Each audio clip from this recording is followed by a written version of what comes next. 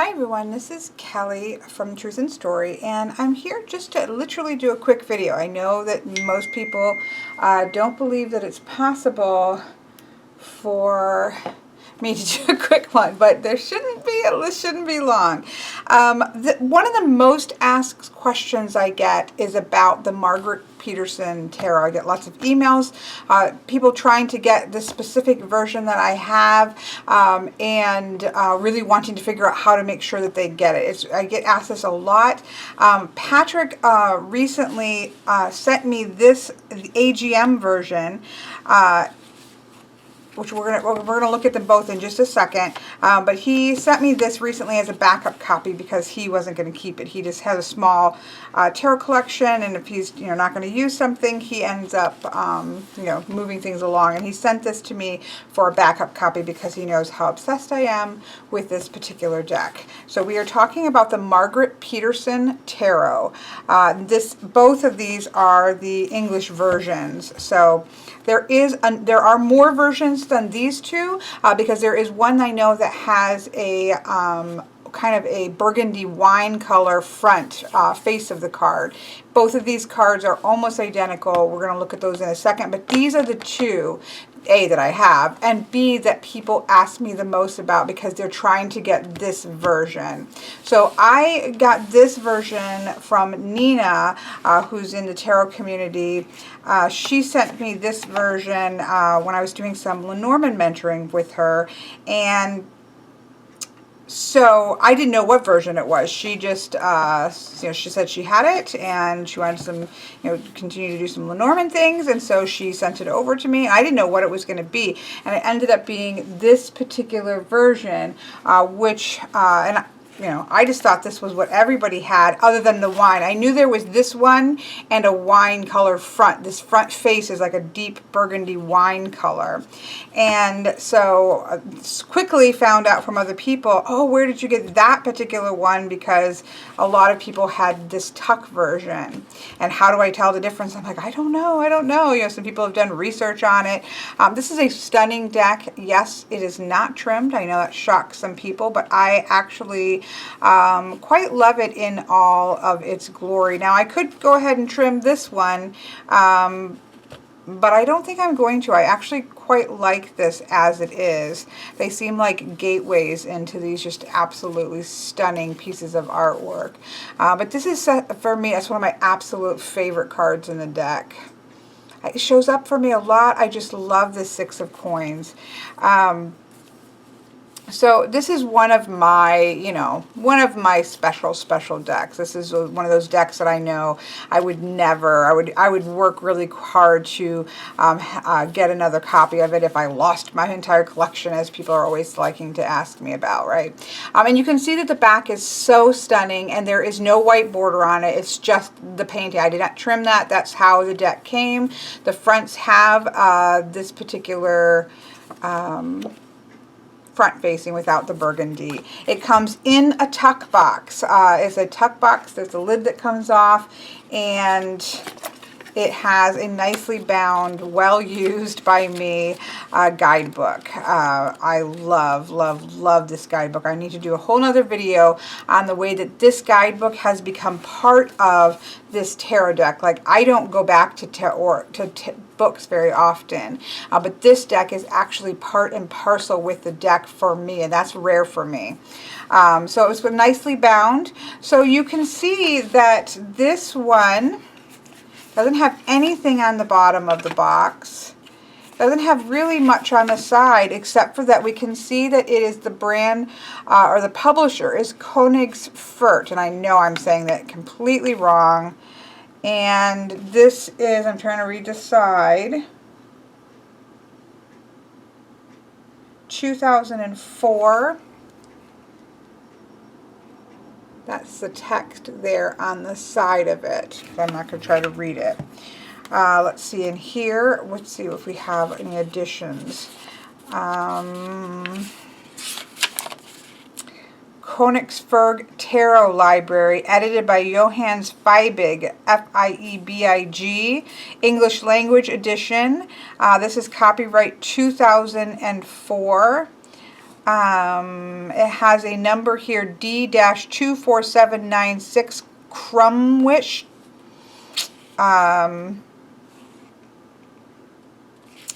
And then there, I'll put the ISBN numbers in the description box below. So this, and again, it's got the tuck box. However, when people are purchasing it, they can't always seem to know which one they're getting. This is by AGM. I want to say it's A.G. Mueller is what that actually is, but we'll look in here. Same thing, 2004, and this was reprinted in 2014. It says AGM Urania, U-R-A-N-I-A. Both of them have www.tarotworld.com. This one actually has like an US UPC code on the back of it. Again, it talks about being AGM Urania. Let's see if these UPC codes listed here are the same. Nope, they are different. UPC or ISBN numbers are different. So, oh no, see, it is 898756297 is the box, book, and cards.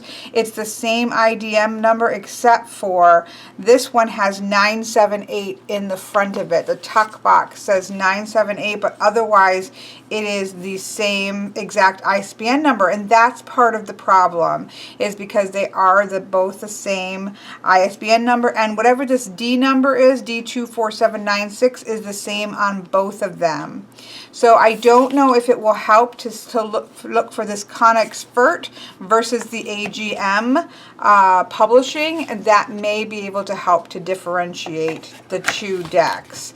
Now, Patrick this weekend at live chat was saying how if anybody knows where find this edition, please tell me. And somebody was so wonderful in the chat and said they had just bought this edition in Milan, and that there were a couple left, and he got a hold of them and was able to get a copy. But right within live chat, both copies were gone, so that's no longer going to be of any help.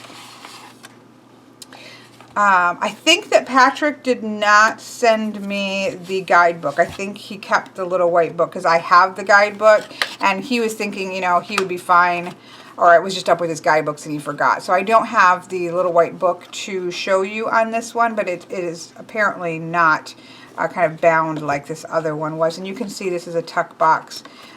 It's nothing wonderful. It's kind of loosey-goosey tuck box versus this box.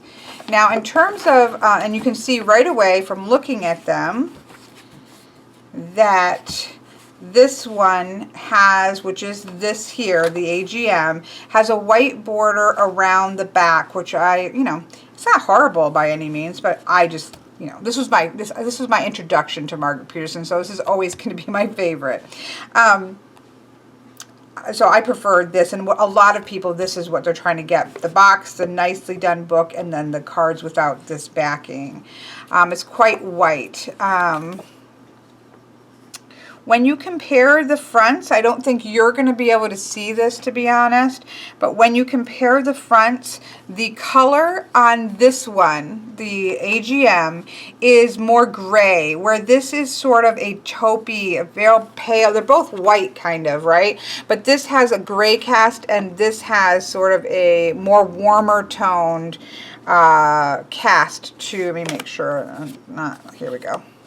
Yeah, it's got a little, I don't think you're going to be able to see it very well, but it's got a warmer cast to it. This has more of a very much a pale gray cast to the front of the AGM. Cardstock thickness-wise, they are pretty comparable.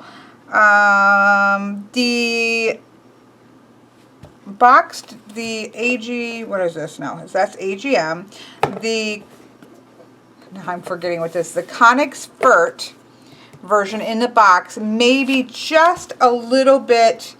No, actually, they're pretty even in terms of height. So that would tell me the cards are somewhat similar cardstock. But I will say that this cardstock to me is superior.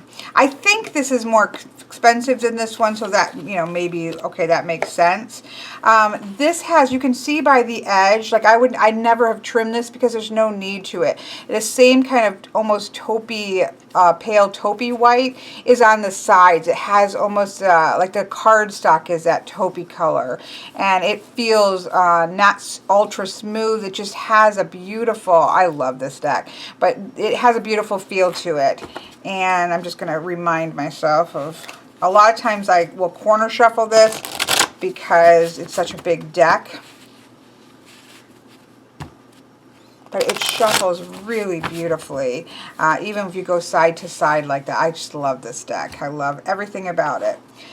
This deck has much more of a, you know, that kind of, well, this is that, there's that cheer. I don't know how to describe it. I'm like probably the worst person for this.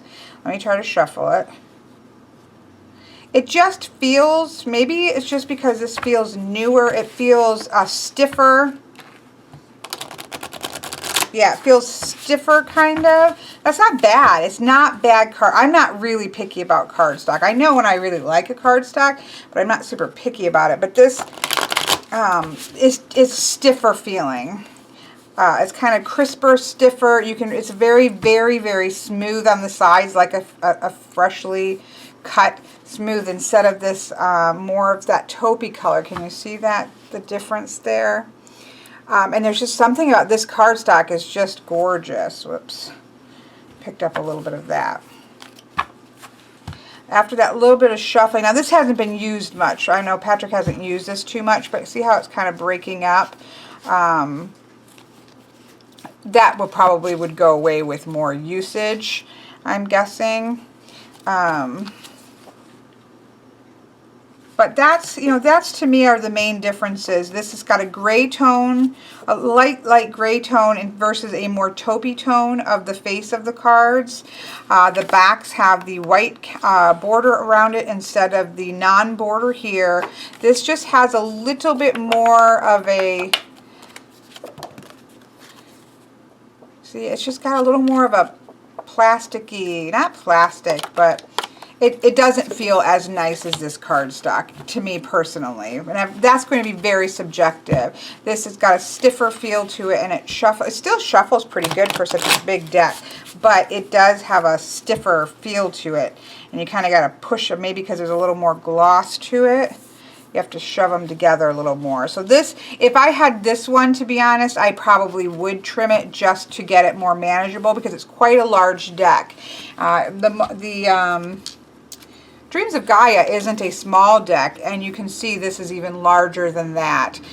It is pretty similar to an Oracle size, but then you have 78 cards, so that makes it quite difficult to shuffle. So if I had this particular deck, I would most likely trim it down and probably leave the bottoms, perhaps, or just trim it. I'm tempted, because I have two. I'm tempted to trim it and just kind of use it as Oracle and read with it a little bit, even minus the titles, and just see what comes that way. I'm tempted by that. The only downside to that is obviously just in terms of having a backup that fully has the titles and everything. So I don't know. I'll have to meditate on that a little bit more. But there you have it. So the ISBN numbers are the same, except for there is a 978 in front of this one. I don't even know if that will show up all the time. This is Königsfurt versus AGM Urania. Now, I don't know if these are both owned by the same company. Oh, this does have a UPC on the side. What am I talking about? Yeah, and it's the exact same. Yep, it's the same exact one. So I don't know if these are sister companies. Let me take a look at the address. Thought I saw, here we go. Oh yeah, I believe these are, because here we have Konigsvert Urania publication, GmbH. That's this Konigsvert. So I don't know that you're going to tell the difference. That's the problem.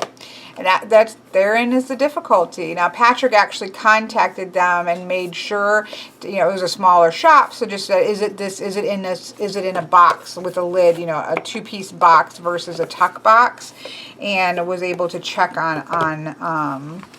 check to make sure of it. But yeah, it's really difficult to know because of that, not them having the same ISBN numbers in terms of online shopping. And it is definitely different. This is not the same cardstock. So I don't know if that helps at all, but I do get asked this question quite a bit. And since I had both editions, I thought I would do a quick video just showing the two and showing what I could pick out as being the differences. So hope this helps. Good luck in finding the one that you want. I think either edition, in the end, it is this gorgeous, beautiful, oh, I love this 9 of Cups. It's, you know, it's all in this artwork. But that's easy to say when I have the one that I love, right? I understand.